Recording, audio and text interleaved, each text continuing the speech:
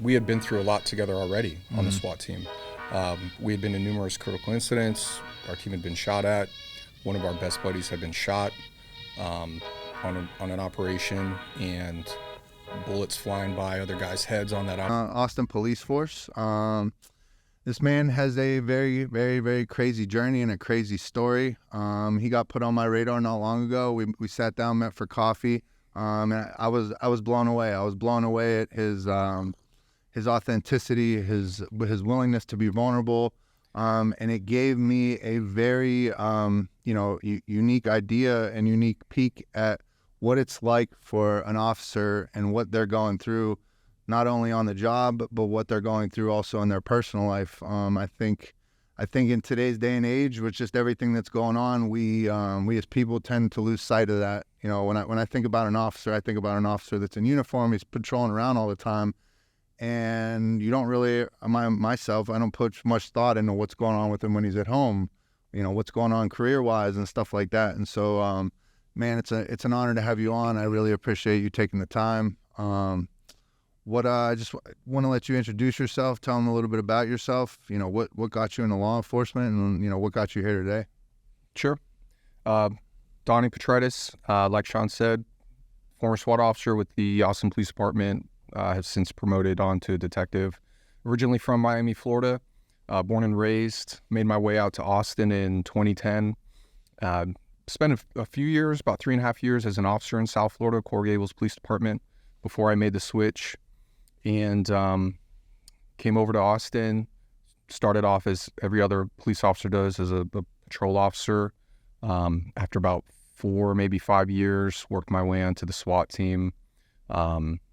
Didn't always know I wanted to be a police officer. I always kind of had a general idea of the type of person I was, but I was one of those kids in college taking the classes Dad said to take because I didn't know what to do or what to take or what I wanted to be. And maybe a couple years into that, looking at my uncle, who's now a retired police officer from down in South Florida, looking at him and seeing knowing what kind of person he was and seeing what kind of job he did, realized a couple years into college that that's what I wanted to do. And so that kind of set me off on my journey into joining law enforcement. All right. Do most, what would you say percentage of officers have family that were officers? Is there a lot? Yeah, I couldn't give you a number, but it's not a little. Right. We're definitely impacted and guided by people in our families and what we do in general, especially in law enforcement. Legacy guys and gals that had moms or dads or aunts and uncles that were police officers. You look up to them growing up, yeah, seeing what they do and the help that they can provide to people. And it's an attractive career field when you're exposed to it at that level. Right. So you've been an officer for how long? Probably about 16 years now. Ooh. Between 15 and 16 years. Long time. Not that long at all. There's people out there that have been officers way longer than me, but I've just happened to pack a lot into my 16 years. And so for me, it's been a long 16 years. All right. What's it like for you, not only becoming law enforcement, but then, there's got to be a selection process, right, to get on SWAT? Yeah. So, obviously it's difficult to become a police officer just kind of in general, yeah, right? There are very high standards for the type of people that you want serving in that role. And then once you're in the police department, for those who want to go the SWAT route, there are even higher standards, mm-hmm, right? You've got to be a team player. You've got to be physically fit. Sure, they want guys who know how to, shoot a gun, right? Mm-hmm. Combat shooting, not just target shooting. But even more important than any of those things probably is being able to think critically under stressful situations, right? Making those split-second decisions in very dynamic circumstances. And the vetting process is, it can be pretty intense. And then once you make it, it's this constant kind of ongoing assessment where you need to constantly be improving, contributing, sharpening your skills. And, there's a lot that goes into it. And there's a lot that goes into being able to stay on a full-time team like the Austin Police Department that has very high standards. Right. You know, you just said something, and it's one of the reasons we're kind of sitting here today, but talking about making like split-second decisions. I mean, I know from time in the military, you drill stuff until that becomes second nature on, you know, how to quickly reload a weapon, or, you know, firing when you're being fired upon, and all these things. But, you know, people might think that they could do it and stuff like that, but I don't think it's something you could do until you're in it. And so, you know, I learned about you and your story, and have read some of the stuff in the paper, and have watched footage, and, you know, I can't imagine, you know, doing that day in, day out. You know, I never miss an opportunity to say how much I respect and love what you guys do, and I'm appreciative of. It pains me to have been never on the other side of the SWAT team, but on the other side of law enforcement when I was trapped in my addiction. And so now in sobriety, you know, like any chance I get to prop you guys up and, you know, to show my support, I always want to do that. And so, again, thank you for coming on today. But do you want to kind of go into some of this crazy stuff that happened to you over these past couple of years? Sure.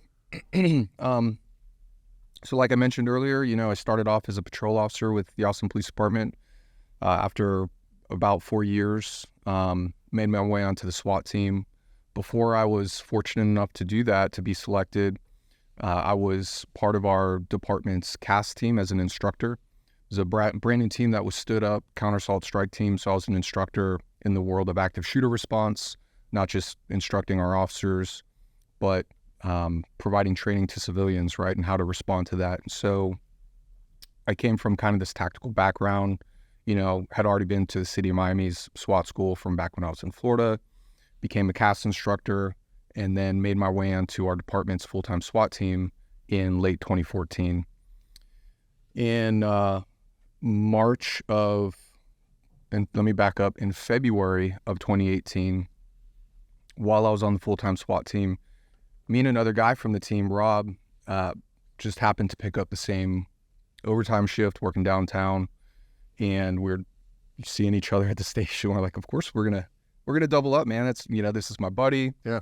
I trust him with my life, and we're gonna go out there and we're gonna do good things for the, you know, the residents and the visitors of the city, right?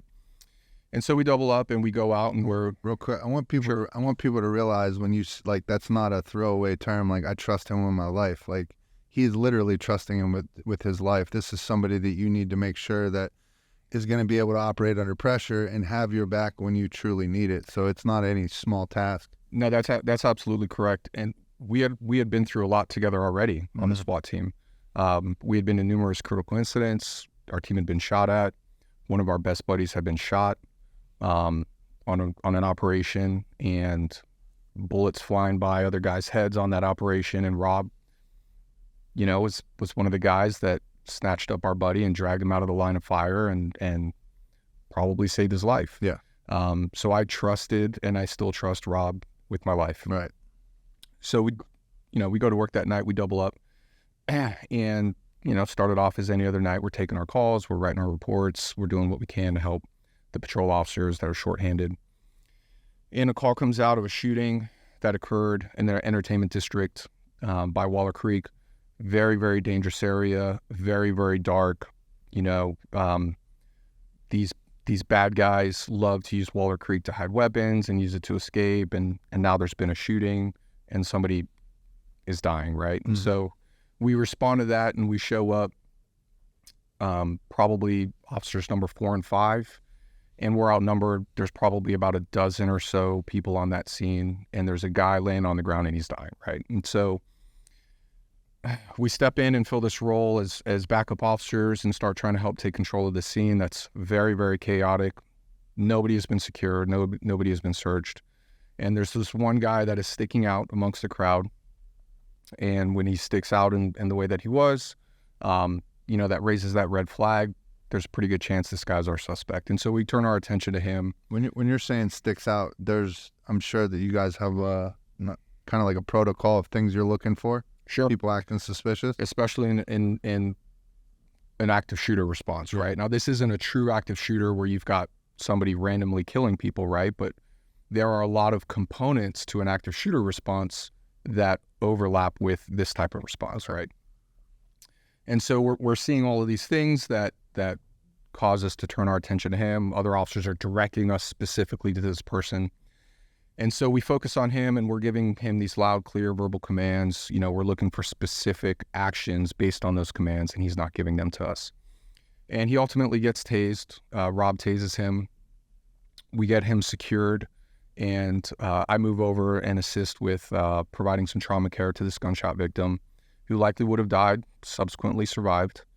And we kind of just, okay, all right, we responded, we helped out, we got this guy in custody. He ends up not being the suspect, not being the gunman, but still fails to comply with law commands. He gets tased. He's high on PCP, you know, all of these kind of things, right? And we end up taking him to jail and for some other charges, and go back into service, right? We write our arrest affidavit, our police reports. We go back into service, and we don't really think much of it. You know, it's kind of not an unusual call for cops to deal with, as crazy as that might sound for non-law enforcement people. And keep in mind what you just said. I would say, you know, probably 9.5 out of 10 people go through that right there, that experience of showing up to a place where there was an active shooter, you know, somebody laying there dying and stuff like that. Most people would call it a night right there. You can't do that. You're right back out on the street to do the same thing over again. That's right.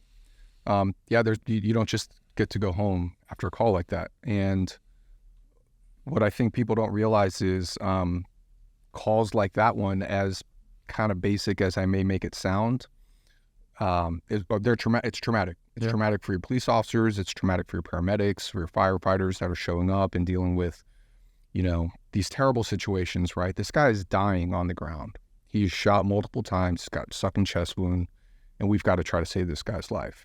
And, you know, fast forward, we finish our paperwork, we go right back out there to taking calls. And then I go home at the end of the night, and I'm expected to be a good father and a loving husband and all of these things. You know, at the time I didn't have any kids. I do now, but these are the types of things that cops deal with on fairly a regular basis. Right. And it's traumatic. Yeah. But we just do it so much that you just kind of like compartmentalize it and put it in a box, and it goes into your back pocket until it rears its ugly head at some point. Oftentimes. Till it makes you deal with it. Till it makes you deal with it. Yeah. Right. Yeah, that's right. And so, you know, that's mid-February, and fast forward to March 1st, we have an operation. The team has an operation early morning, and we come into the office afterwards, and everybody's getting kicked out, yelling and screaming from the SWAT supervisors, "Get out, go home, everybody go home," kind of thing, except for Donnie and Rob. And we're like, you know, what the hell? Clueless as to what it could be about. And then come to find out it's about this incident that occurred a couple weeks earlier, and there's some sort of investigation. So we get sent home. We get called back in the next day. We're put on restricted duty. They take the gun, they take the badge, and, like, you know, holy shit, right? No explanation? No explanation other than it's related to this case. You're being investigated. Yeah, we're being investigated. Yep, we're being investigated. Something having to do with this case that, what could this be about, right? Right. And so we get put on restricted duty, and you know, they take the car, they take the gear, they take the gun, they take the badge, and we get sent home. And so we get sent home March 2nd. The case gets assigned to SIU, Special Investigations Unit. They're tasked with investigating officers, city employees, stuff like that, for criminal-related offenses. Mm-hmm. Holy shit, this case is over with SIU, what, right? And so knowing what they do, it's this oh shit moment. And that it gets assigned to them March 2nd. And March 7th, the detectives give a presentation to the 5th floor. 5th floor is where the chiefs all work at. So chiefs, assistant chiefs, you know, so essentially, if you're catching what I'm saying here, it's a five-day investigation, 6 days at best, right? Investigation's done March 7th, and we are indicted by Travis County grand jury I believe it was March 14th. So about 12 days roughly after this investigation begins. I would think if it were me and I was in that situation, I would think if the investigation was that quick, I'd be like, all right, like, we're good. Breakneck speed. If I did the quality of work that the investigators did in this case, I'd probably get kicked out of my investigative unit, if not worse. Now, to be fair, I do know that the lead detective over there was asking for more time. He was not given more time. There was a lot of there are three primary components to what happened to us: politics, ignorance, and incompetence. At the time, we had an interim chief who was trying to get the full-time job. He had already been told by city council that they needed to know that he was willing to hold his own officers accountable because he came from APD. He came up from APD. He was a rookie with APD, and they needed to see that. And so he saw this opportunity, right? 2 SWAT officers, a lot of points on their antlers, right? Like I can hold these 2 guys up and say, look, I'm holding my people accountable. And we get indicted after a 7-day investigation, 14 days after we get put on, sent home, put on admin duty or restricted duty. And so that was on, I think, the 14th, March 14th. We get indicted, and my world's spinning, right? Everything's falling apart, and I'm really confused because, what's going on, right? What are the charges they actually indict you on? So for me, it was assault because of law of parties. I was telling Rob, tase him, right? So assault, official oppression, and I can't remember the other one. Rob had the same charges. Plus he had, we both had tampering with a government record for lying in our police reports, right? And then he had aggravated perjury because he did the arrest affidavit. So, allegedly lying in his arrest affidavit, right? And let me back up a little bit. Before we actually got indicted, we did get called into SIU to give interviews. I was able to watch one body camera video, and now I realize what this is all about. What the video shows is generally, right? What the video shows is this guy Quentin that we're giving commands to. He stops, he turns, he faces us, he has his hands up, he gets down onto his knees, and to the untrained eye, who doesn't know what they're looking at, based on the totality of the circumstances, it looks like this guy is complying and he's not dangerous and he's not a threat, right? But based on the totality of the circumstances, based on everything we were dealing with, like, we know this guy can still have a gun. He can draw and shoot from a concealed location in under a second before I can respond to that, right? You guys would never ask him to turn towards you. You guys always ask to turn away and then get on your knees. So you guys come up from behind. Right? It depends. It depends. In this situation, the commands were something to the effect of face down, hands on the ground right now. It was never look at me. It was never put your hands up. Right. It was never get on your knees. We're trying to put him into this prone position, right? Yeah. Where he's on his stomach. And anything outside of that, in this type of situation, if it's grandma freaking on the side of the road on a traffic stop, that's different, right? Anything outside of that is noncompliance. Right. And somebody has just been shot. That guy's dying. Right. Actually, that guy happened to be Quentin's friend. And he's trying to walk away and not help his friend. He's trying to get away from us. He even testified about that later. And so that's what this video shows, right? Clear as day. No recollection of his hands being up. No recollection of him being on his knees. So that none of that makes it into the report. Same with Rob. Well, because we reported so similarly, obviously these guys must be lying. They must have colluded. They knew they messed up. They should have never tased that guy. This is a bad use of force. I don't think so. We know this is a good use of force. Why would we lie about it? I'll tell you a story. February 5th, 2015, a guy, I'm not going to call him a man. This guy, Dominic Devon Smith, barricaded subject, felony warrants. Our team gets called out, surrounding call out. He comes out. He's playing the game for the crowd, for the neighborhood. He gets impacted. He starts to look like he's complying. He's crawling backwards. He's on his hands and knees. Just to be clear, what's impacted? With a less lethal extended range impact weapon. So like a less lethal shotgun or a 40 millimeter launcher.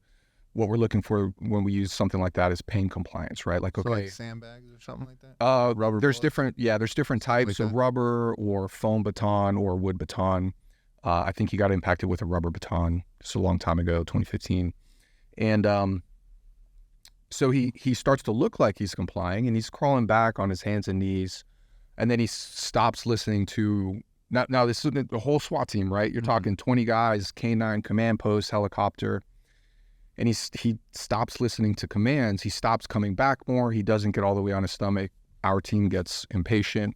We make a mistake. We move up to take him into custody, and he launches an assault, producing a knife from a concealed location, stabs one of my best buddies in the helmet.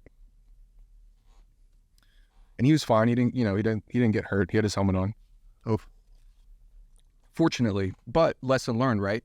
And so our team we don't just, do operations, but we teach, we instruct.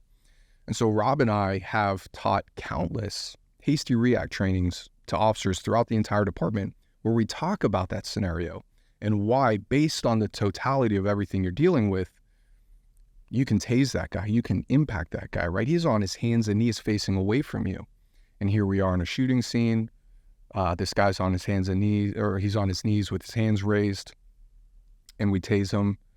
Why would we lie about his body position, knowing it's a good use of force, right? Yeah. So that's just kind of some backstory of like how wild this whole thing is. Right. That, and also just to say it's well documented just from police, military, anything like that, where someone's recollection is not good. Oh yeah, when it comes to traumatic experience. we've known that for decades. We have known this for decades, and actually, come to find out through the discovery process leading up to trial, this is where I think it gets even more wild. In response to the same shooting scene under the same case number that me and Rob went to, other officers encountered another guy a half a block away that they thought was the gunman, that they thought was the guy who shot this dude. Mm-hmm.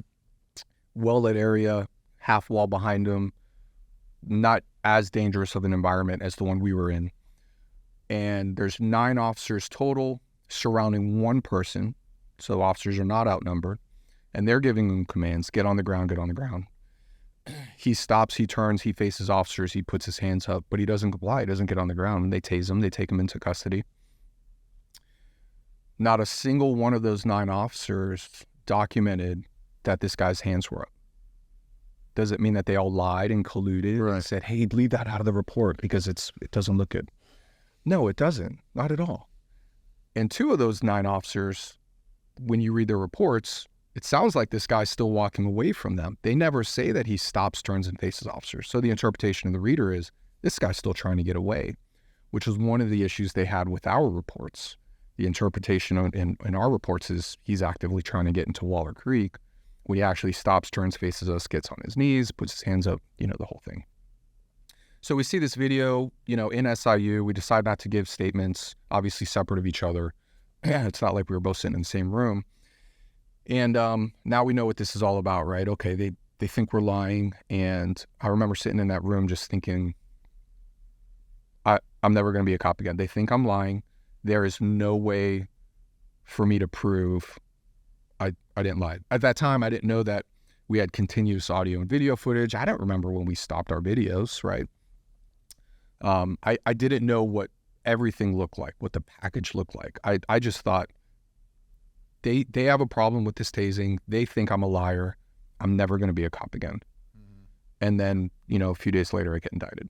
So I get indicted. We get indicted. I think it was on the 14th. And on the 15th, we haven't heard from anybody from the police department about having been indicted on the 14th. Mm-hmm. So the next day, I'm sitting at home trying to figure out like what is going on, right? My world is spinning. Right. And there's a press conference that the then interim chief gives with all of his chiefs and some other people. And in this press conference, he notifies the world that we were indicted and that we are suspended without pay and benefits. So it's through watching this press conference that I learned my household income has been cut in half. My wife was 3 months pregnant at the time with our first kid. And she learned that I was suspended without pay and benefits from watching the press conference. She saw it the same time I did. I had no opportunity to warn her, to call her and say, hey, this is what's about to happen. This is what's happening. And it was the same for Rob. Rob gets a phone call from his parents. Rob, you're suspended without pay and benefits. No warning, right?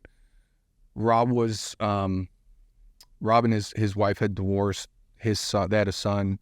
His son's on his health insurance. Rob's son loses health insurance. No warning. No warning. And here we are. My wife's 3 months pregnant, first kid. And this is how she finds out that I just lost all pay. Everything. Lost my health insurance. Mm-hmm. Now I have to get on hers. That's going to cost $500-600 a month. I want to say it was like $550 a month. And so that's what that looked like, right? And so here I am, mid-February or mid-March, and the best way that I can describe what I'm now going through is I'm in the middle of a forest that is on fire all around me. I don't know which way to go to get out. Mm-hmm. Thrown into crisis. I had issues falling asleep and or staying asleep for months. It was months before I slept through the night. Mm-hmm. Right? Extreme paranoia. I remember, I remember thinking they've got to realize they screwed up, and they are now out to try to just get me somehow. Like, they need to cover up this mistake. I remember talking on the phone out on the balcony of the apartment we lived in at the time, thinking they bugged my balcony. I'm jumping the railing. I'm looking for a listening device. Walking out into the parking lot thinking they're in one of these cars nearby and they're watching me. Nightmares about SWAT getting sent to come pick me up. And, fell into depression, suffer from a ton of anxiety, gastrointestinal problems, right? Just from the stress. There are all of these things that are happening to you that you can't see on the outside that are, that just cause just irreversible damage to you, to your brain chemistry changes. All of these things are happening, right? The one of the wildest things to me about this, and I know we talked about it when we originally met, is like, this is so out of the ordinary for, like, the one thing I envy is the brotherhood that the police have. It's no matter what, you guys are looking out for each other, and just being in the military, you understand that if you're going to do this job, this is how we have to be. We have to be together no matter what. We all have each other's backs and stuff like that. So to see somebody go away from that, it blows my mind. I don't know how can we expect the unique people that want to sign up to do a job like this, to do a job like be a police officer, let alone be on SWAT or anything like that. How can we expect people to ever want to do that if they don't know that in times of crisis that there's somebody there for them? Like, you're going to be asking for not the best candidates if that's what, like, why would I sign up for this if I know you don't have my back? I would have never joined the military if I would have known that, like, oh, if we get into some shit, you're leaving me behind. Like, yeah, I'm cool. I'm not going to do that. Yeah. You bring up a really good point. Nobody hates a dirty cop more than a cop. Right. I have to imagine. But there's a big difference between, part of the problem is you had, I'm going to talk about this, the team specifically. Every single officer on that team had our backs. Mm-hmm. None of the supervisors did. And, for what various reasons, I'm sure there are a number, lack of competence, which is scary, right? Like, you're a SWAT supervisor and you don't recognize that this is good tasing. Yeah. That's problematic, right? Mm-hmm. Or maybe it was, this is the direction the department's going, and out of self-preservation, I'm going to go that direction as well. I'm sure it's some combination. But yes, those issues existed. We have the support of the officers who knew better and know us and trust us, and we trust. And then all of the supervisors who should have been in the same kind of boat, right, didn't. And one of the things that happened to both of us over the course of the next couple of years was our circles got much smaller. People that we thought were our brothers no longer were. Lost a lot of friendships. But I also met people that would have never come into my life, that are now my brothers and sisters, right? People that came around us and supported us and lifted us up and had our backs and all that kind of stuff.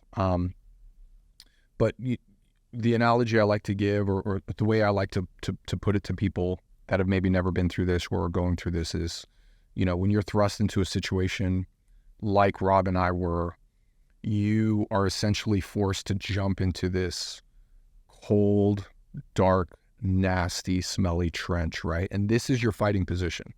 Once you've made that decision, there is a point where you've got to decide. You have to decide, I'm either going to give up, I'm going to drown in the bottle, I'm going to blow my brains out. This is going to result in a divorce. I'm going to take a deal even though I didn't do anything wrong, whatever it looks like. Or fuck that, I'm going to fight, right? And if you're going to fight, that's what that's going to look like. You're going to be in this trench and it's going to suck. Mm-hmm. And there are going to be people that were in your lives that never come to check on you. Yeah. There are going to be people that will come and check on you. They'll peer down from the top of the trench. They want to check on things and see how you're doing. And then they're going to leave. And then you're going to have a small group of people that are going to jump in that trench with you, and they're going to stay there the whole time. And so that's what it was like for me. I lost friendships. There were people that were in my life that came and went, and I'm appreciative of that support, even though it maybe they didn't jump in that trench with me. Right. And then my brothers and sisters for life are the ones that were in that trench that whole time. Mm-hmm. And so that's one of the things that I learned and I experienced, and it's important to understand that. So, so now we're working our way through this process, right? We're charged criminally, and as time is going on, we're getting discovery, and Rob and I have hired the two best attorneys, in my opinion, that you could seek out in Austin. Just by chance, right? Like, I got with a buddy, says, go over here. I went over there, and I ultimately hired Ken Urban, former prosecutor, was in the unit that prosecuted and investigated officers when he was a prosecutor out of the Travis County District Attorney's Office. Rob hires Doug O'Connell, former Army Special Operations Colonel, retired defense attorney. Ken is a Tomahawk cruise missile. Doug is napalm, and they are just so complimentary of each other. Very intelligent, know what they're doing, know what they see. And from the get-go, when they get hired early on, they see this for what it is. Mm-hmm. Ken knows. Ken is like, not only is that a good use of force, but I've seen report writing like this all the time when I was a prosecutor. This is not abnormal. I got this, right? And so, time is going on, and we're getting discovery, and I'm helping on that side. Ken essentially gives me unfettered access, as long as I come into the office to look at stuff and help with the case, right? And so I spend a significant amount of time doing that. Well, my income's cut in half. So I also need to find work. I have a baby on the way, right? And so my wife and I were members at Orange Theory, and I was really good buddies with one of the regional coaches, Josh. Great dude. Get with him kind of early on, and he's like, I got jobs for you guys. So me and Rob end up going through Orange Theory training, becoming Orange Theory coaches. Rob does it full-time. I do it part-time because I've got a baby. We had to switch from full-time daycare to part-time daycare. We had that set up. Now I've got to scramble, find another daycare, right? All these things are happening. There's so many different components to this. And so I start working part-time at Orange Theory, and I have this overwhelming need to learn about, at an academic level, human performance factors, right? I know this is normal how it got reported, but I need to understand it better. So I throw myself into this research. I throw myself into the case. I'm working part-time. Our son is born in August. So now I've got a newborn at home leading up to trial, which is in December. And just, if you can, put yourself in my shoes. These people are trying to put me in prison. The stress, I can't even fathom the stress of all this. If you think I had a hard time sleeping before, now I've got a newborn at home. Yeah. I'm working off hours that I'm not used to, going to coach at various locations. I'm not above any job, right? But I remember the first time I closed after coaching, and one of the responsibilities is to mop the floors in the gym. And I remember just thinking, like, did everything right, helped save the dude's life. They're trying to put me in prison. I'm mopping floors right now. Mm-hmm. I'm not above mopping floors, don't get me wrong, but, wow. Quite a big difference from SWAT. Quite a big difference. And so this is what I did. This is what I did leading up to trial. In December, I coached part-time. I did my best to be a good father and husband, which is a whole other thing in and of itself when you're going through something like that. I threw myself into the case. I threw myself into this academic research, which I actually ultimately wrote like a 20 or 30 page research paper. It's the best way I knew how to put together all the things I was learning, right? And along the way, I had to learn a lot of new skills. For example, how to go through something like this and still be a good husband. One of the most important things I learned was, as quickly as possible, you need to figure out how to keep this 40,000 foot view of everything. You can't live in the weeds. Mm-hmm. I need to know when I've been drinking too much. I need to know when I've been dumping on my wife too much, and I need to back off, and I need to let her dump on me a little bit, because she can't be the one who's always carrying what I have to get off of my shoulders. Mm-hmm. And so I had to obtain this awareness of these different things to make it, right? To navigate this path so that I could make it to the finish line, so that I wouldn't blow my brains out, so that I wouldn't drown in the bottle, so that I wouldn't get divorced. Right. Real quick, I don't mean to cut you off, but I'm sitting here thinking about, like, we talked about before of the trauma that officers see on a daily basis, and you and another officer that I had on here, Amanda, talked about being able to compartmentalize that. And just thinking about, like, my personal experiences, I think it's definitely easier for me to compartmentalize some of the things from my journey. But when you start talking about home life and family and, this job that you're doing, this newborn child that's coming into the world, and this trial hanging over your head, like, it's like you're too close to it. I don't know how there's no way to compartmentalize that. Like, that's literally your heart, your blood, your flesh, everything like that. And so, man, most people would pop. Yeah, you can't compartmentalize that. It will stay with you all the time. Mm-hmm. All this started in 2018, and here we are, October 6th, 2023, and I have yet to have a single day in my life where what happened hasn't been in my conscious thoughts. Really? Where it hasn't popped into my head somehow. Not a single day of peace from that. So I had to learn a lot of things. I had to learn new skills along the way. But one of the things I had to learn how to do was to just fake it, man. Just fake it. I'm in crisis. I'm in crisis for months, no end. Piss poor sleep, drinking every day. I never drank a high quantity, but I drank frequently. Yeah. I remember realizing one day I have had a drink 18 days in a row.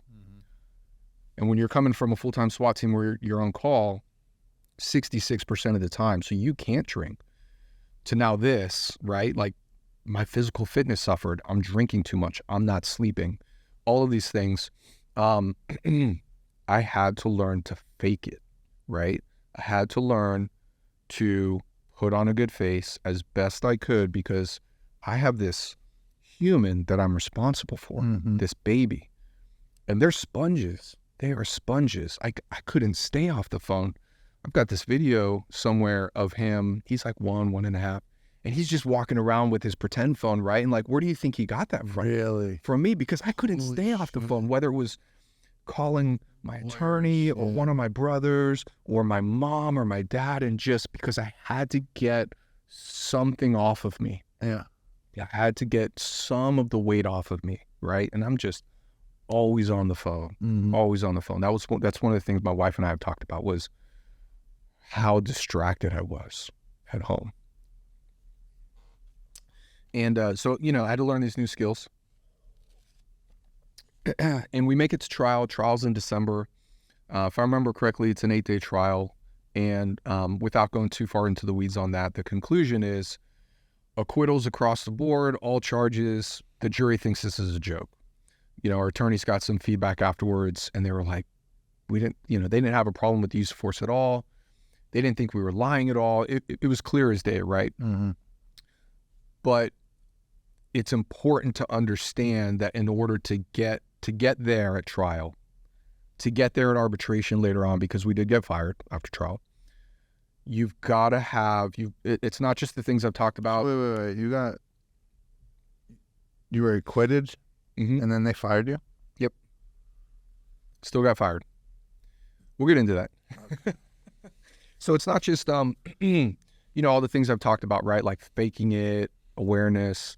When you are put into a situation like that, or any other situation where, maybe you've fallen on hard times and you've gotten into drugs, or you've become an alcoholic, right? Like, you've got to have a good support system. You've got to have a good team, right? And so one of the most important things, one of the most critical things that we were able to do was build the right team, right? And it's not just who was already there. It wasn't just my family.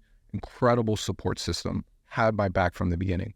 My wife, my brothers and sisters. It wasn't just that. It was the right attorneys for the job. It was the best use of force expert, Mark Sawa, who was phenomenal, right?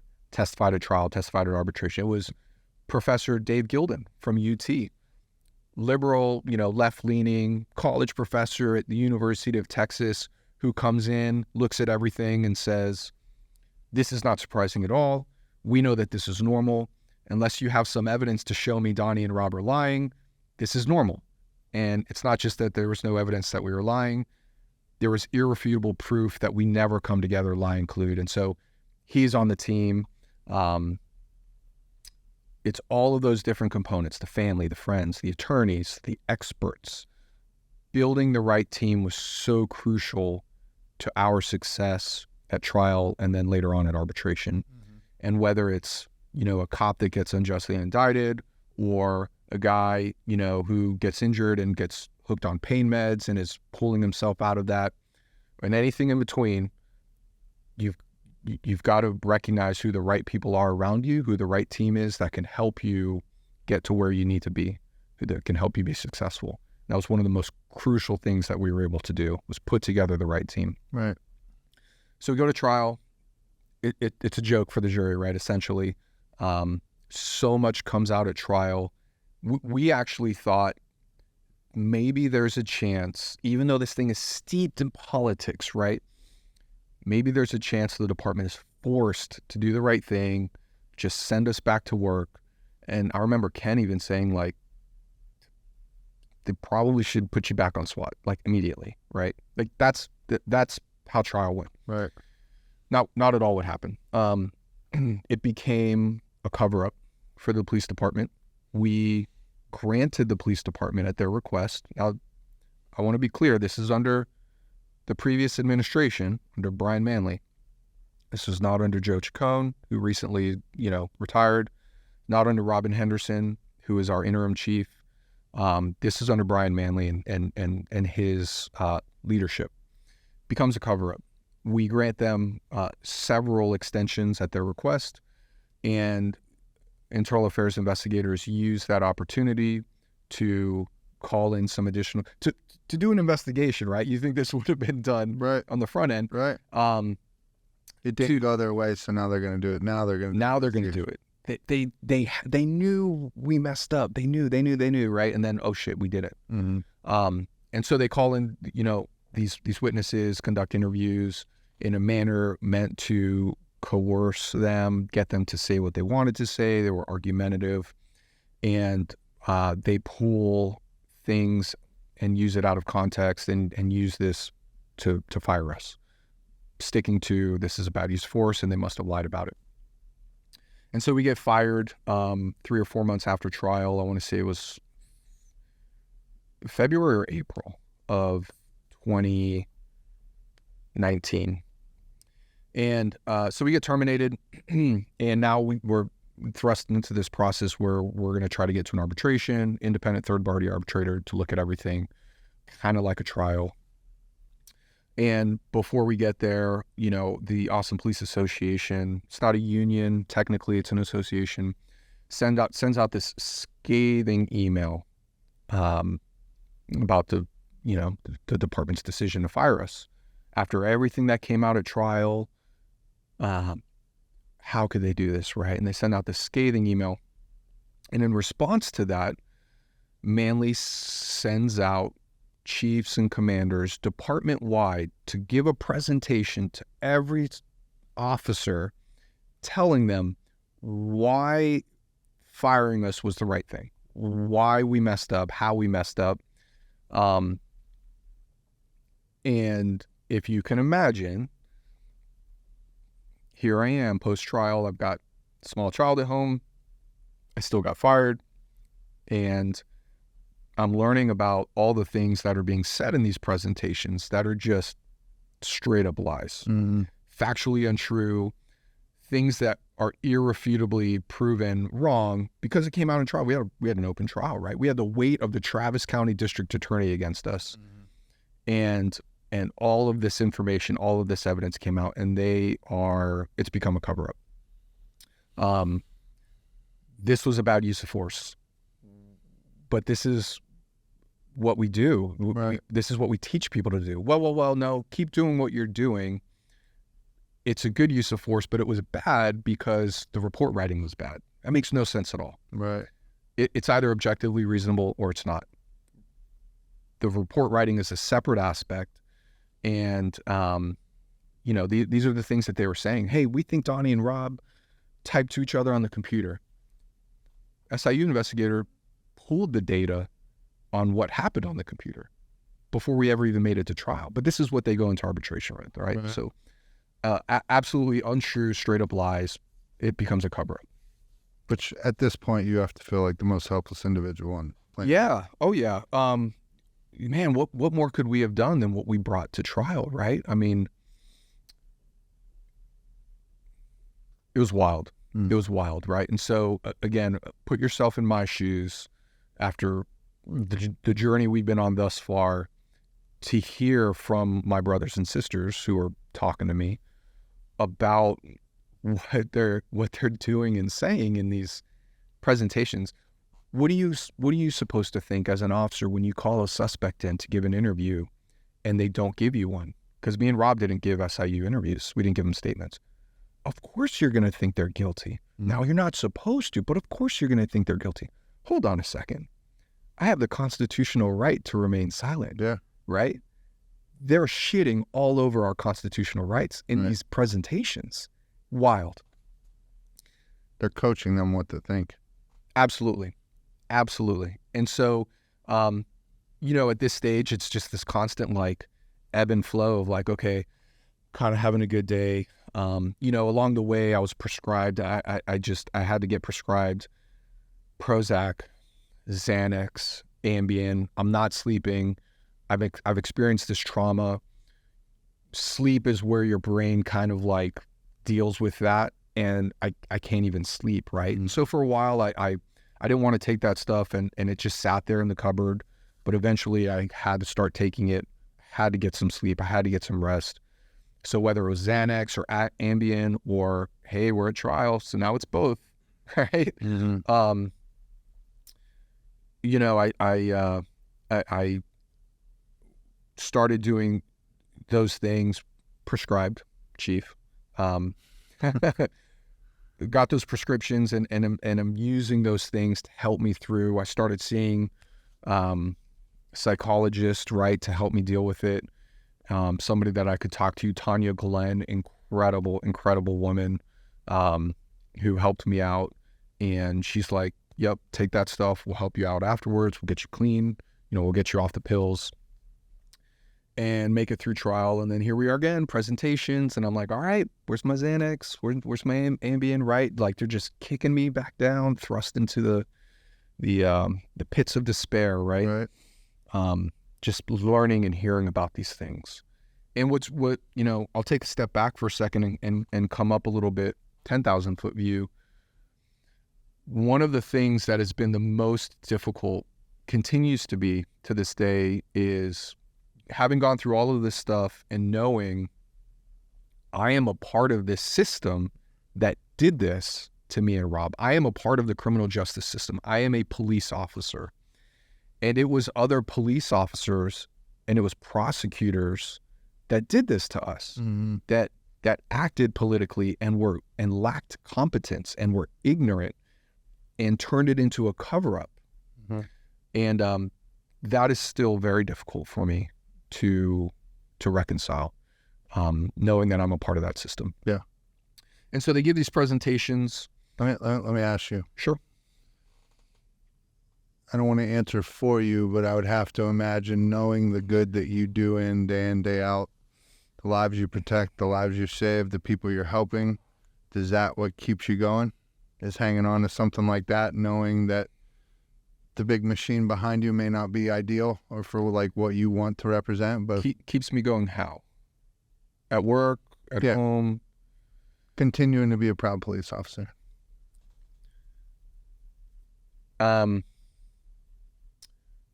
It is just inherently who I am. Okay. I believe in doing the right thing. Right. I believe in honor, integrity, justice, work ethic. I believe in all of those things.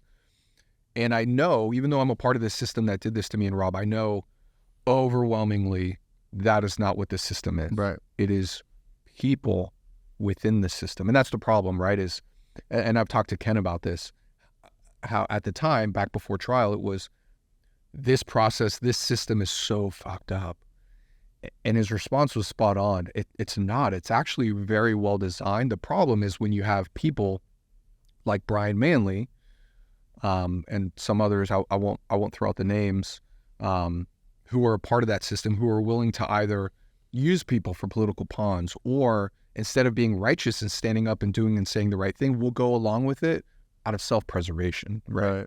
And that's where the problem comes in. But overwhelmingly within this system, you have guys like Rob. Yeah. And that is who I am, and I'm going to continue as long as I'm in this profession being who I am. Right. As hard as it is. Yeah. I hate that place. I hate that organization, but I care about so many people that are there because they are good people. I hate it for after what it's done to us, but there's so many good people there that are going out and doing such good work every day. And as long as I'm in this profession, working at the Austin Police Department, I'm going to continue operating as who I am. Right. That's awesome to hear, that even though through all this hell and shit that you've been through, and to know that the rock bottom places that this is inevitably taking you, that you could still have that positive outlook and truly believe in what you're doing and do it with pride. It's beautiful. It's hard, but yeah. Thank you. So we get to arbitration.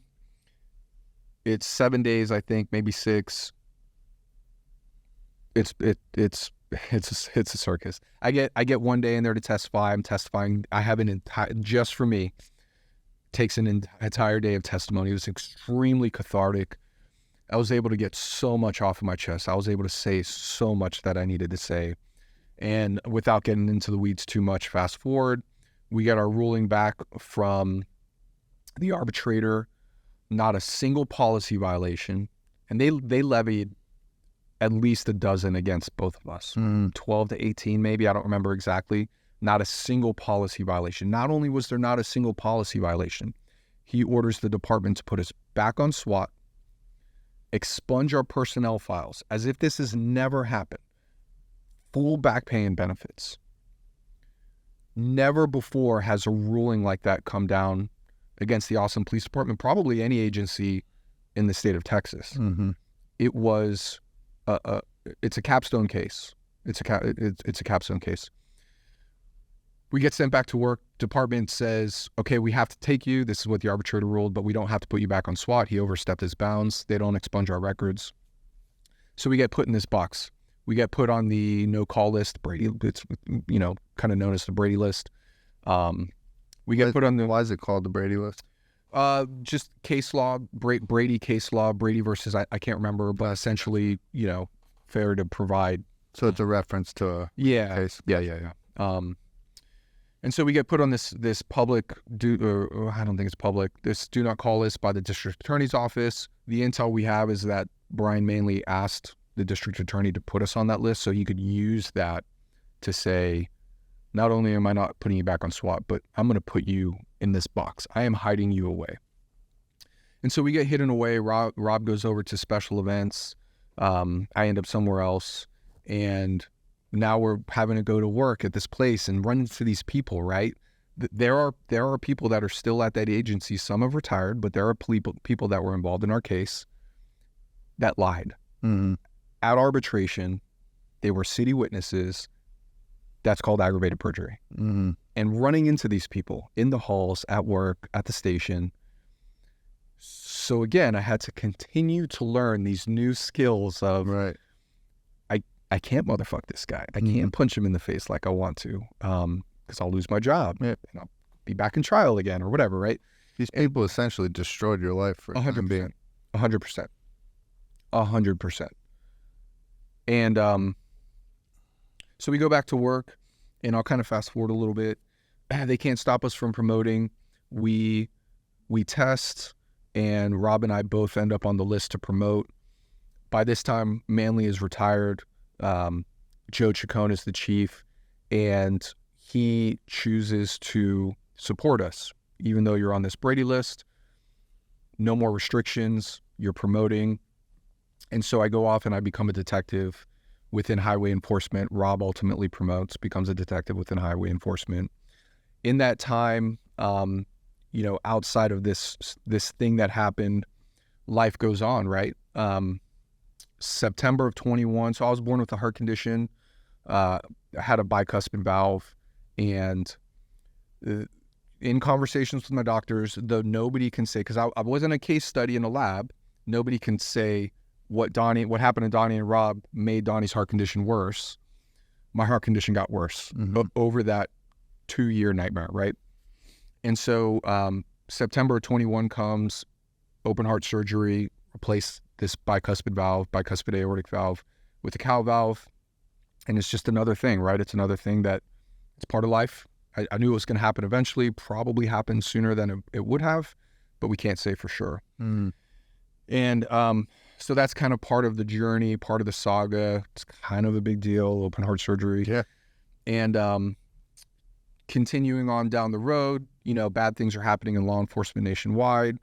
Departments are hurting for bodies. We're thrust into this staffing crisis, and detectives are now forced to have to go work patrol backfill because patrol is so short. And this, I'll tell you where I believe you're going into this. This is the wildest part. One of the wildest part of the stories to me. Yeah. When you get to this, because it's like we think all the bad stuff's in the past, and like we're back on track. Back on track. Please right? go ahead. Nope. And actually, yes. I mean, it wasn't an off the track moment, but it's things are not over, and Right. and they're just not over, right? The story is still being told, and so I'm working a backfill shift. It's on a Sunday, October of 2022, and I'm working Almost a year ago. almost a year ago. Yep, coming up on a year. I remember it's Sunday, and the shift starts at 2 p.m., and I'm at the pumpkin patch with my family at 9 a.m. Mm-hmm. I know I have a shift coming up. I'm with my son and my wife, and we're being a family. I'm being a family man who knows I am a police officer and I have a shift to go to, so I can go to work and earn money and protect the citizens and do all those things, right? But before that, I'm a father and I'm a husband. Mm-hmm. We're picking out a pumpkin, and we're looking at this old fire truck, right, up in Round Rock. And it was a really cool morning, great weather. My son had a blast. And then Daddy's got to go to work.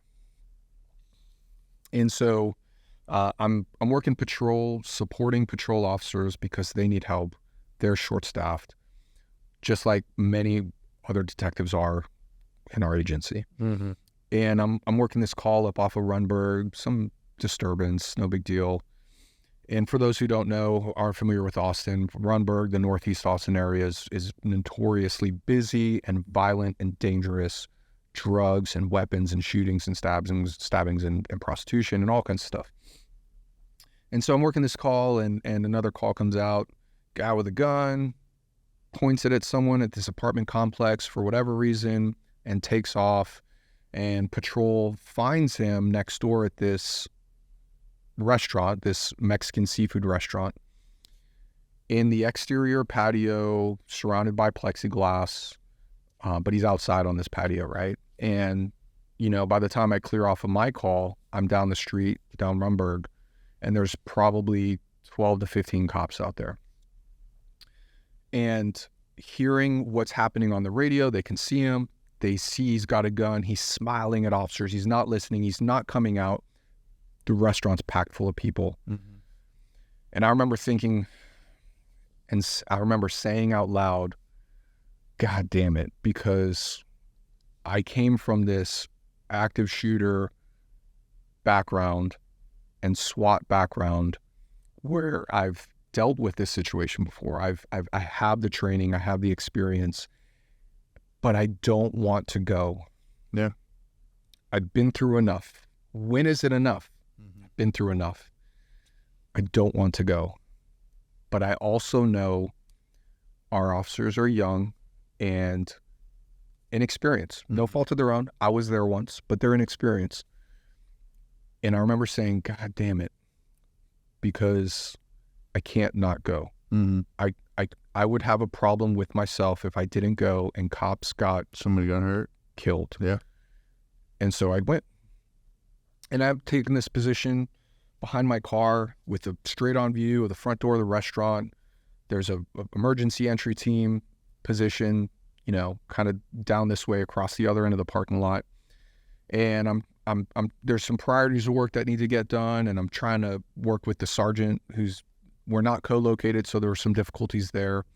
But we're needing to get things done, right? And Mm-hmm. trying to get somebody to find a back door, get these people out the back door. If he's by himself, let him hang out by himself, right? But the restaurant's full of people. Trying to get some stuff done, and fast forward, there's emergency entry plan in place. Me and a couple other officers were supposed to fall in behind this entry team. Somebody comes out of the restaurant, and so now this bad guy is not by himself. Not only does he have access to all these people in the restaurant, now there's somebody on the patio with him. He's not complying. This guy that comes out is not coming all the way out to get out of this dangerous situation. And this suspect fires off a bunch of rounds. And the guy in the patio wearing a blue shirt goes down, and I immediately think he just shot this guy, Mm-hmm. right? So what goes from a barricaded subject, armed barricaded subject essentially, turns into essentially an active shooter response. There are active shooter hostage rescue components to this barricaded subject Right. incident. And I call rescue on the radio, and I start to traverse the parking lot. And though the plan was to fall in behind this team of officers, I find myself alone at the entranceway to the patio. And I'm using the pillar, right? I'm using my experience and I'm using my training, and I've got my rifle up, and I'm working this kind of environment looking for this guy. Let me pause real quick. So I was knowing you were coming in today. I was watching the footage, the body cam footage and stuff like that that's out there for public access. Am I correct that the first body cam footage they show is you, and then the second body cam footage they show is, or no, then they show the surveillance cameras? Yeah, there's security footage, and then there are 3 officers' body camera footage. Okay, Mine being 3 different. Okay, yeah, mine is one of them. So I come up, I'm using this pillar to my advantage to try to not get killed, and I'm working it, I'm pieing around, and he starts shooting again. And I can immediately tell, I've been around gunfire for years, I can immediately tell he is shooting at me. Mm-hmm. I see gunpowder in the air. I can feel the overwhelming overpressure caused by gunfire. Mm-hmm. And I remember just thinking, where's the muzzle flash? Where's the muzzle flash? I'm looking for his muzzle flash. I'm pieing and I'm looking and I'm working that pillar. And I come around the pillar and I pick him up, and he's on his hands and knees. He's got this gun pointed in my direction, and I shoot him. Yeah. Split second too. Like, yeah, like that. It was there's no thinking. It goes back to what you brought up earlier, right? You're trained in a certain way, and if you have enough training and enough real world experience, it just happens. Yeah, I was blown away. You know, for everybody listening, imagine a square pillar being there, and basically it's like a standoff. One person on one side, one person on the other side, and they're both peeking around the corner to see each other. And the way you were able to, I mean, that quick, if not quicker, to get around there and get him and put him down was elite, for sure. So he goes down, and you've got this group of officers here, and we start working through post-shooting priorities of work. There are things that need to get done, right? We need to get this guy into custody. We need to figure out who's hurt, who needs help, including him. Mm-hmm. We still have a responsibility to try to save his life when presented with that opportunity. Mm-hmm. And we need to check on all these people in the restaurant, right? And so we're working through these problems, through these post-shooting priorities work. Come to find out, he didn't shoot that guy. I think what happened, because me and Ken, first phone call after I walked away from that patio is to Ken. Yeah. You know, it's 11 o'clock at night or whatever it was. Hey, Ken, just got into shooting. I need you, buddy. Here we go. Comes right out. And by that time, Ken and Doug and Rob and I are all buddies. Like, these are our attorneys turned friends. Like, we've gone hunting, we've gone fishing together, we've gone to dinner and had drinks. These are our friends. These are our brothers. Doug and Ken are mine and Rob's brothers at this point. They are family. Mm-hmm. First phone call. Hey, Ken, I need you, buddy. Comes right out. We went and had lunch at that restaurant the next day so we could do a full walkthrough, right? I'm going to do a walkthrough with my attorney. And so I think what happened in hindsight was the first volley was at the officers, at that react team. He just didn't hit any of them. It wasn't at the guy in the blue shirt. Mm-hmm. He was uninjured. After the shooting, I helped him out of the patio and, hey, man, I need you to hang out. You're a witness kind of thing. Called Ken. And there's a couple things I learned from that shooting. I dissected the hell out of those videos. There are 2 things that really stick out for me, and I think this is important to talk about for those out there that do this job.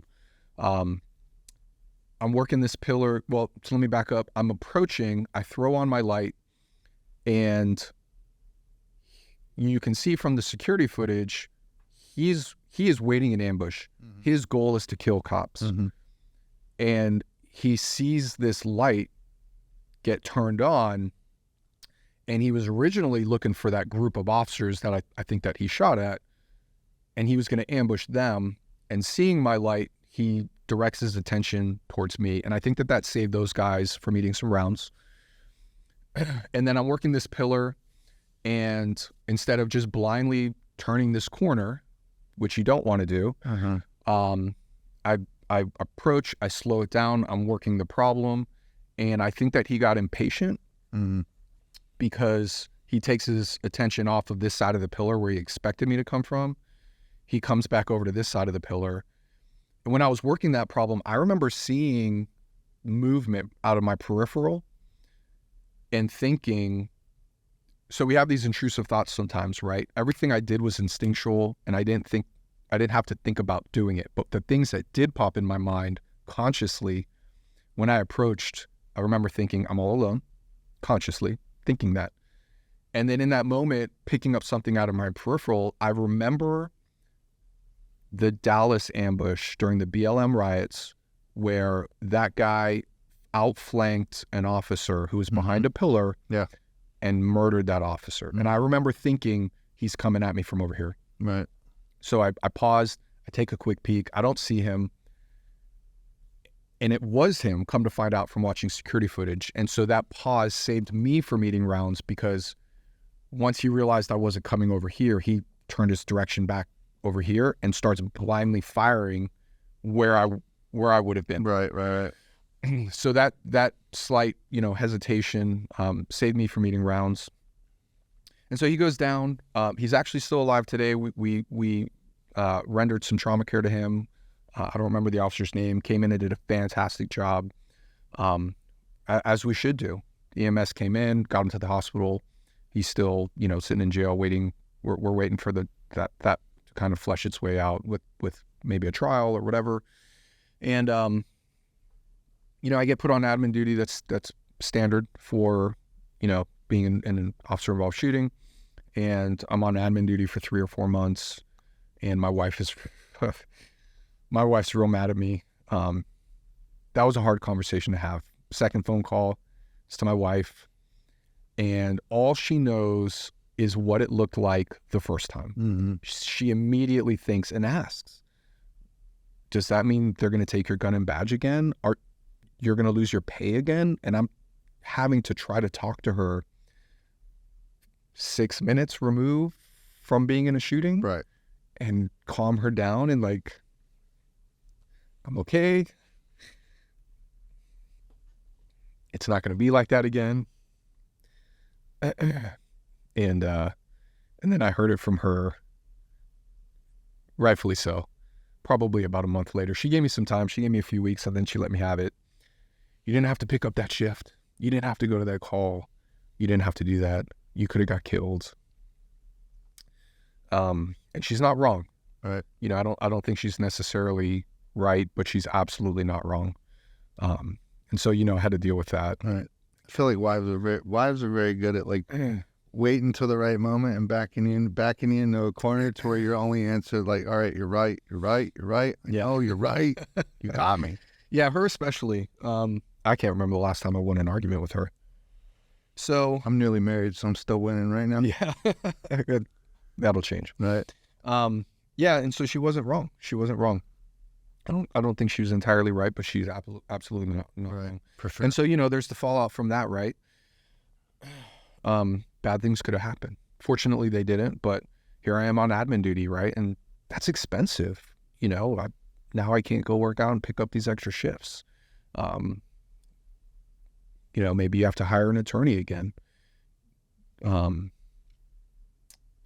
so that all went down, came back to work, off of admin finally in February of 23, and have done my best to just pick up where I've left off. I go out there and I work my required backfill shifts. Periodically I'll, pick up an overtime shift. What gets me there is the money. My wife and I we didn't realize it at the time, but when everything kind of kicked off in 2018, we had done a really good job, and this is important for people to understand. I want people to do this, is to the best of your ability, proactively become financially resilient. Because you never know when something bad like this is going to happen, right? And then understand, if something happens reactively, what you can do to continue to kind of circle those wagons. And so, when I came back, we had some rental properties, refinance them, right? So they're costing us less money. We changed insurance, right? Saved $1,100 a year. That's almost $100 a month, and added $1 million umbrella coverages for both of us, right? So there are all these kind of things that you can do that all add up. And we have very aggressive financial goals, right? I want to be retired. I don't want to do this job forever. Right. I've been through a lot. And so we've got these goals. And so I go out and I, pick up these shifts, and we're putting money in places. And that's what I've been doing since I came back in February now. I'm going out there and trying to help. Right. I want to ask you a question, because it hit me when you said it when we originally met. And if you don't want it in, we can always edit it out. But I remember asking you after you had told me that entire story, I was like, in a perfect world, would you go back to being on SWAT, or would you continue being a detective? The fire will always be lit inside of me. And it's what oftentimes still drives me to go to these kind of high threat calls. Even though I prefer to not. 10 out of 10 would not recommend a lot of the things I've been through lately. But the team is different. The vast majority of the officers, there's been turnover. I still, when I think about the team, I'm stuck in the past. I see Rob J and Vinny over there, and I'm sitting next to Raf, and Judd is at the other end of the room being loud. And none of those guys are there anymore. Right. None of those guys. There's only a few that are left from when I was on the team. Mm-hmm. And while I know that I'm still capable of that job, I don't know that I could go back to that right now. If somebody came to me today and said, we have a spot for you, do you want to go back to SWAT? And there's no detectives on the team, but right? Let's just pretend for a moment. I don't think that I would right now. Maybe in the future I'll be ready to, if presented with an opportunity to go back as a supervisor, as a sergeant. But I don't think it would be good for the team, because I don't think I would be ready, and I don't think it would be good for me. Right. So that's kind of going to be a constant evaluation. Right now I'm focused on doing my job well, right? Being a good detective, being a good officer, support officer when I'm out there working patrol. But above all of that, being a good father, being a good husband. We've got baby number 2 on the way. He comes next month, working to get everything set up for that. And so that's where my focuses are right now. When I'm at work, I'm gonna do what I'm supposed to do. But my focus is on my family, because that's what's most important. Good. What would, looking back through that entire journey, what would you say is the most valuable lesson that you learned? How resilient I was, how resilient I became, the truths that I learned about people, about the system, and all of the knowledge that I've gained. I've become a much better officer. I learned so much from Mark Sawa, our use of force expert. I learned so much from Dave Gilden, our UT professor, expert in the field of cognitive psychology. Both of them, after trial and after arbitration, kind of took me under their wings and mentored me in their fields of expertise. I've become a much better officer. The resiliency is huge, though. Just how resilient I was. I thought I was weak. I was so weak. I had so many moments of weakness. I went to some really, really deep, dark places, places that if you act upon them, you can't undo it. Yeah. You can't come back from, right? And to make this decision to fight and get out of bed, find the right team, lean on your family, are all crucial. And realizing how resilient I was, how much stronger I've gotten since then, and what I've been able, the lessons I've learned, and how I've subsequently been able to turn around and use that and help other people, other officers that were or are on the path that I was on. That's been really important to me. I've done a lot of that, working with guys, whether they be Austin officers or this guy out in Salt Lake City, Utah, canine officer that got indicted, and working and talking with him and just trying to help him down the path so that he doesn't do the things I thought about doing. Right. Those are all very, very valuable and important things and lessons. Yeah, for sure. And you know, for what my opinion's worth, I definitely think you made the right decision to fight. And if for nothing more than, dude, I promise you, there's going to be a day where you have a son, and the first one was a boy or girl? A boy. Boy, so you have 2 boys? Mm-hmm. I'm going to have 2 boys. Dude, they're going to look back at your career as a police officer, and when they truly get to the age where they understand, like, no, my dad stood up and he fucking fought for what he thought was right and stood up for what he believed in, what he did and stuff like that. I think that for me would make it all worthwhile. I'm proud, and I'll continue to be proud. Yeah, I wasn't perfect. I made mistakes. I was weak. I drank too much. But I'm proud of the end result. Rob and I'm proud of Rob. So proud of Rob. I'm proud, and I will continue to be proud and of what we did and the honor that we still have, the good names that we have that people try to tarnish and take away. Right. Rob, I keep hearing you're a beast in the gym. I gotta meet you and get a workout in with you guys. He is. I was told during COVID you became a monster, right? He did. He excelled where I fell short in my physical fitness. He excelled. He fell short in other areas and was weak in other areas, but he became even more of a monster. He used physical fitness to help him through everything. Yeah. Right. Very great dude, man. Great dude. Right. What, we went through some very heavy stuff, so I got a couple fun questions for you to kind of lighten the mood. And I'd like for people, your story is going to for sure draw them in, but I want them to know you more as a person. So a couple kind of fun personal questions. Who's your inspiration? Who do you draw inspiration from? Who'd you draw inspiration from growing up? And then who do you draw it from today? My family. I drew inspiration from my family growing up. We weren't poor, we weren't rich. My parents were hardworking people, instilled a work ethic in me and my brother and sister. And I looked up to that. They did what they needed to do and could do and had to do to provide for us and help mold us into good human beings, productive members of society. And my inspiration today is my wife, my son, and the son that I have on the way. They give me every reason to get up when maybe I haven't slept enough, or to try to figure out how to fix something because I'm not handy, because it's helpful for them, or put together the gift, or get up and go to work and do good things and be honorable, and provide for my family. Those are all so important. All those things are so important to me. Right. My family, my wife, and my kids are my inspiration. Let's go. Love that. What, you're not a sports guy, huh? Oh, well, it was back in the day. I stopped watching. I was going to say. I grew up playing baseball player. Good year so far to be a Dolphins fan. Yeah. And a Marlins fan.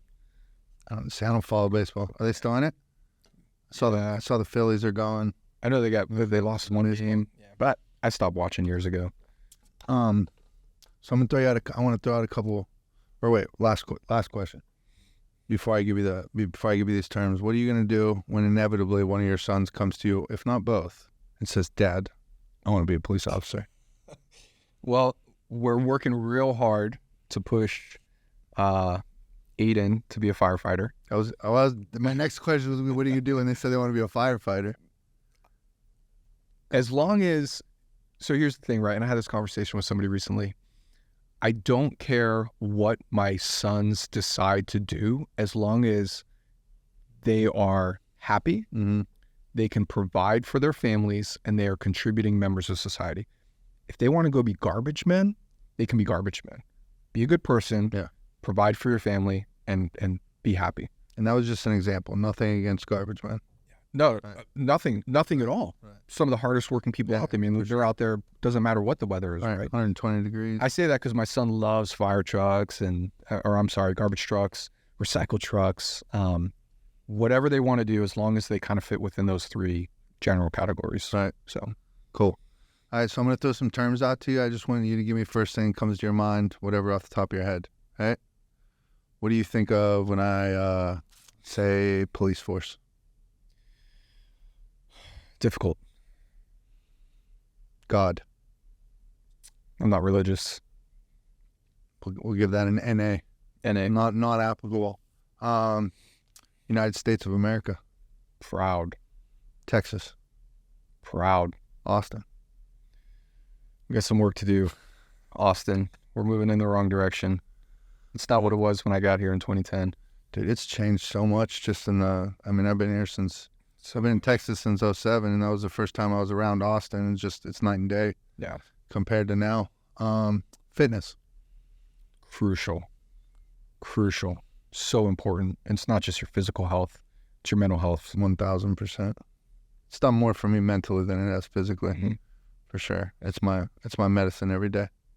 What would you say is your what's your guilty pleasure food wise? Coffee. Coffee. And my mom's key lime Hold pie. on, guilty pleasure for food? Not ice cream, not cake, not cookies, not Nope. chips. Coffee and then key lime pie. My mom's key lime pie. Okay, key lime pie. When my wife and I got married, we got married down in the Keys. We partied. It was a party weekend, right? And so the day before the wedding, we're partying. That's when we did all the stuff, and then we partied. And then we go back to the house and we're drinking and we're hanging out. We probably should have been sleeping, but we weren't. And I'm walking around with the entire key lime pie and a fork. Coffee and key lime pie. Yeah. Oh, yeah. I can remember on my graduation party, graduation from high school, had some buddies over. We were all drinking, and our parents kept an eye on us or whatever. But my mom ended up coming down at like 2 a.m. and she had made hash brown potato casserole. And so here we are, hammered, me and my buddy, and we're in the basement, crowded, like sitting on the ground. And my mom had a second refrigerator in the basement. And so we're like sitting on the ground with the fridge open, both eating out of the big thing. Drunks in there, like, this is great. My mom walked down and was like, what are you guys doing? So I could definitely picture you with a key lime pie. I think we've all had those moments. Right, probably. Yeah. I forgot the last one I was going to go with. Oh, you got it. What would you say is your fight song? So tonight you're fighting for the welterweight championship of the world in the UFC. What song gets you going? What are you walking out to? There is a song by Bouncing Souls that became my anthem throughout this whole thing. And I remember sitting there leading up to testimony, my testifying at arbitration, just on repeat, going over my notes. True Believer, Bouncing Souls, all day long. I'm gonna have to look it up on my own. Is it deep or it like gets you fired up? Oh man, all of it. Okay. All of it. You listen to the lyrics and think about the story I just told you, and you'll see. Okay. And it'll fire you up and make you even more righteous than you are as you sit here today. Right. Good. Beautiful. Dude, I can't thank you enough for coming on here and being willing to open up like that and talk about this. Like, I can't even imagine what it was like going through that for you and your family. So hats off to you. Hats off to your wife. Dude, thank you for your service. The service every officer provides every single day. It's been very unfortunate these past couple of years to see negative stuff in the news and stuff like that. And whether it's a bad apple or, an agenda by a media company or whatever it is, it sucks. And, I think everybody can sit there and talk from a soapbox and say some stuff like that. But put yourself into an emergency, put yourself into a life-threatening situation, and remember that your first initial reaction is always to call 911 because you want police there. And so when you want to talk about taking money away from y'all or less training and all this stuff, I think we need to be going in the complete opposite direction. Where the United States of America do, we better have the baddest police force on this earth. And I don't think they could throw enough money at you guys to do it. So thank you for what you do, man. I appreciate that. And thank you for letting me come on and talk about my story and my experiences. You know, one of the things that has been really important after I'd gone through all that was to try to use it somehow to help other people. Mm-hmm. And I saw this as an opportunity to do just that, so that people can see, no matter how deep and dark the hole is you feel like you're in, no matter how far into that forest that's on fire you are and you don't know how to get out, you can fight, you can get out of bed, you can find the right team, you can have awareness and make it through the nightmare that you're in and find some semblance of success at the end of that road. Right. Well, dude, keep using it to help people. I'm here every step of the way. Anything I can ever do to help you, you just let me know. I appreciate you, man. Thank you. If you would, man, the way we like to cap off each episode, it is the I Am Redemption podcast. So if you would be so kind, your camera's right there. If you want to take a look in the camera and let them know who you are. I'm a husband. I'm a father. I'm about to be a father times 2. Woo. I am a police officer who cares about his community. I am irreparably damaged, but always moving towards recovery. And I am proud to be an American. Let's go. Thank you, man. Appreciate it, sir. Absolutely. Thank you.